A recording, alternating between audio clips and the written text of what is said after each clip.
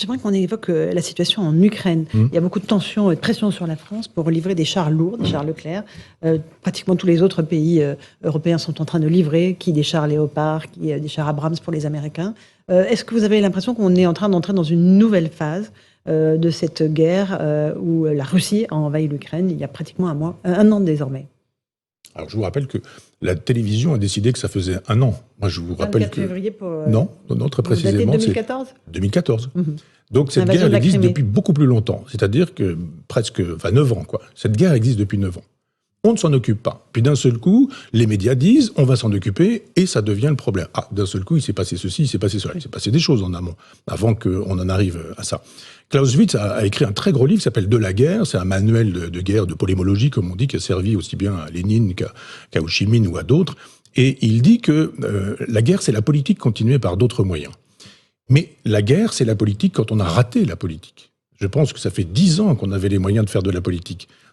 Et que le prédécesseur de Macron et que le prédécesseur de Hollande étaient susceptibles de faire de la politique. On pouvait faire de la politique. Rien n'a été fait pour que la politique soit faite. Moi, j'aime beaucoup le métier de diplomate. Je pense que ces gens intelligents, cultivés, brillants, polyglottes, etc., pouvaient faire un travail considérable. Qu'on pouvait avoir des envoyés. Jean-Pierre Chevènement, je crois savoir, un temps, était l'envoyé d'Emmanuel Macron auprès de Poutine. Il y avait des choses à faire avant la guerre. Cette façon de bombarder les populations. Nous entrons en guerre. Il y a vraiment que Macron, qui est un penseur du en même temps, pour nous expliquer qu'on fournit des armes de guerre et en même temps, on n'est pas des co-belligérants. Mais bien sûr que si. Tout le monde le dit, Biden le dit, tout le monde le dit. Tout le monde a très, très peur d'entrer en conflit direct avec la Russie. Mais nous sommes en conflit. Alors pour l'instant, Poutine n'a pas encore choisi ni le lieu ni l'heure. Mais si vous rentrez dans une coalition contre la Russie, il est bien évident que la Russie, à un moment donné, va s'occuper de nous. Alors ils ont des hackers, ils ont des cyber-hackers. Les hackers peuvent faire ce qu'ils veulent en Russie. C'est une espèce de deal avec Poutine. Poutine dit, vous faites ce que vous voulez, je vous laisse faire. Trafic de drogue, trafic d'organes, tout trafic possible et imaginable. Simplement, quand j'ai besoin de vous, je vous demande. Et vous faites le boulot pour moi. C'est-à-dire, on sait très bien qu'aujourd'hui, tout fonctionne avec les ordinateurs, avec le numérique, etc. Vous pouvez faire des guerres aux hôpitaux, que vous allez arrêter, aux ports, aux aéroports, quand vous serez dans un avion et que la tour de contrôle vous dira...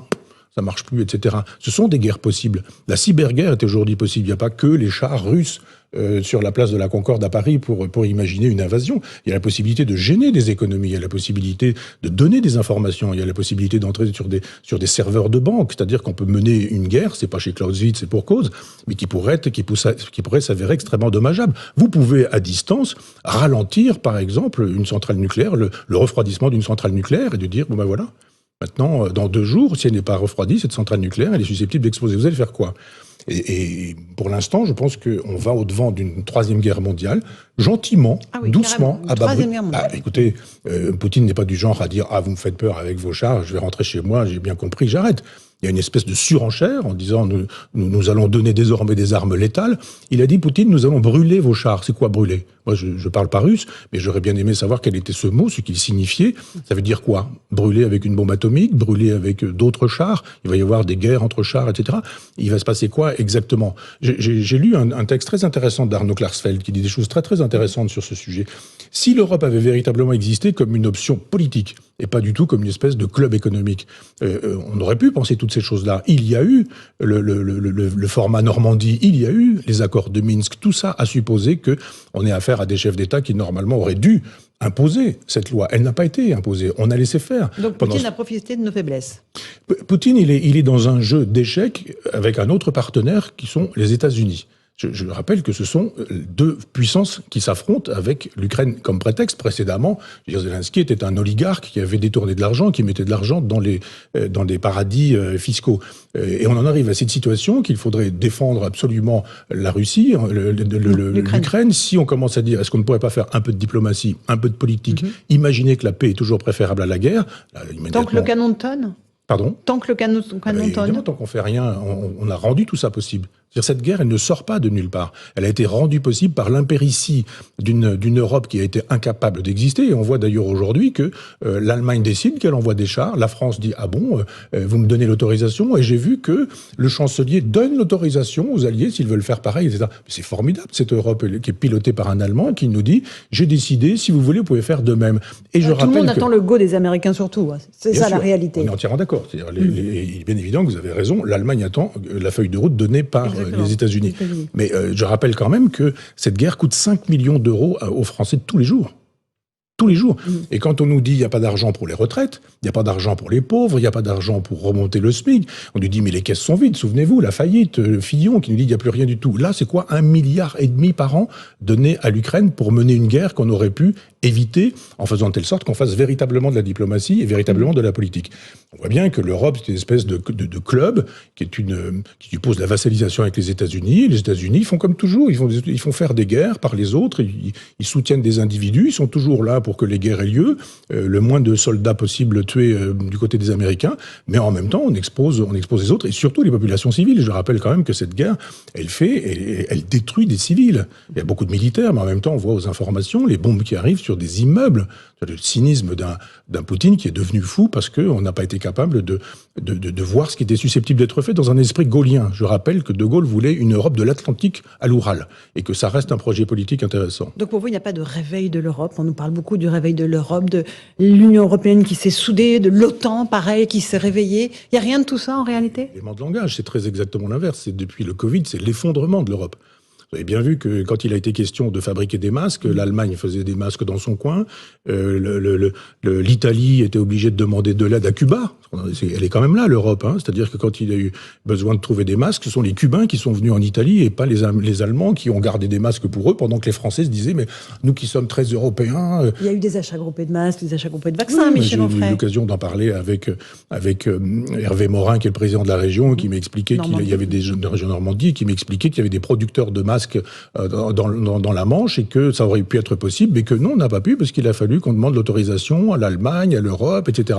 C'est-à-dire, évidemment, c'est assez problématique de voir cette Europe qui se trouve totalement effondrée, mais qui fait encore et toujours la loi. Et la France, au milieu de tout ça, les Français, est-ce qu'ils sont perdus? Est-ce qu'ils sont désabusés? Est-ce qu'ils sont résignés, au fond? Ils peuvent l'être, parce que depuis 2005, il y a eu quand même un coup d'État en 2008, un coup d'État institutionnel. En 2005, les Français disent qu'ils ne veulent pas du traité européen. Et en 2008, le Parti socialiste et les Républicains, c'est-à-dire Sarkozy et Hollande, disent « vous l'aurez quand même ». Et tous les députés, enfin du moins ces députés-là, disent au Congrès, Assemblée nationale et Sénat réunis, ce que vous n'avez pas voulu en 2005, vous l'aurez en 2008 avec le traité de Lisbonne.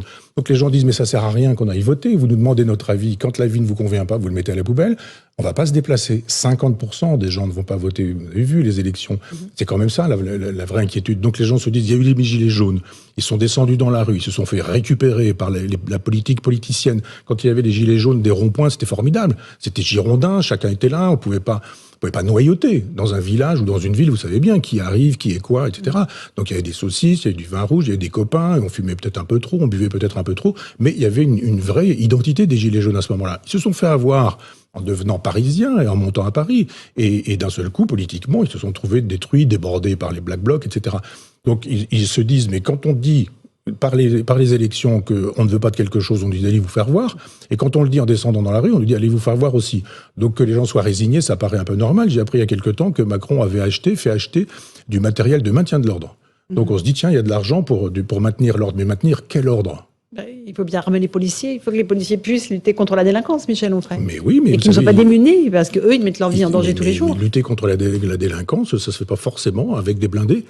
Quand, par exemple, et j'ai vu ça, et j'en ai souvent parlé, mais quand vous voyez les gilets jaunes, certains gilets jaunes, il suffisait de mettre un gilet jaune.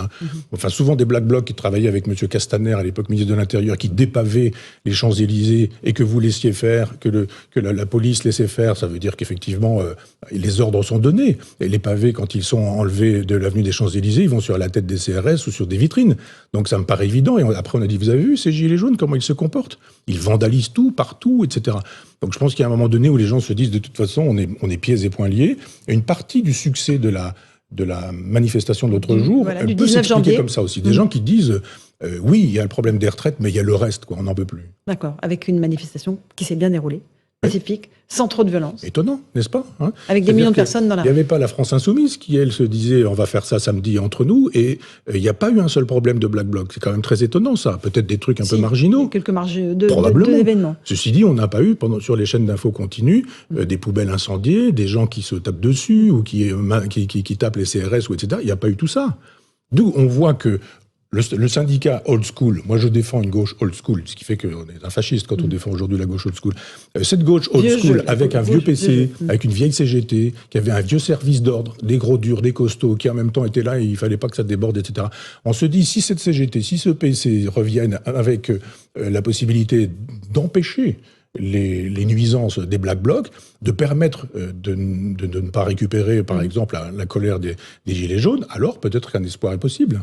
Tout l'espoir est possible. Merci beaucoup, Michel Onfray, d'être venu ce soir dans Punchline sur CNews et sur Europe 1. Dieu, le philosophe et le rabbin, c'est votre livre. Et puis il y a Front Populaire. Merci beaucoup d'être venu. Merci à vous, chers amis téléspectateurs et auditeurs, pour votre fidélité. Dans un instant, Christine Kelly sur CNews avec ses invités pour Face à l'info. Et sur Europe 1, c'est Europe Soir avec Raphaël Devolvé et Hélène Zélani. Bonne soirée à vous sur nos 2 antennes.